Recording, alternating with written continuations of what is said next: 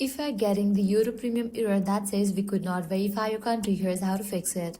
First, make sure your VPN is turned off. To check that, launch your Settings app. Now navigate to the option General. Scroll down and head over to the option VPN and Device Management. Make sure you are not connected to any VPN because YouTube may detect the wrong location and block verification. Next up, check your internet connection. For that, head back.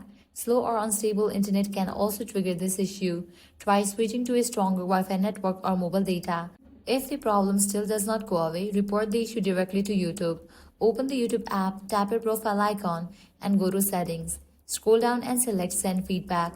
Clearly describe the problem, mentioning that your VPN is off but YouTube Premium still won't verify your country. You can also attach a screenshot to make the issue clearer for the support team. Once you submit the report, YouTube will review your case and respond. Hopefully, this helps you resolve the error. If this guide helped you out, do not forget to like, share, and subscribe.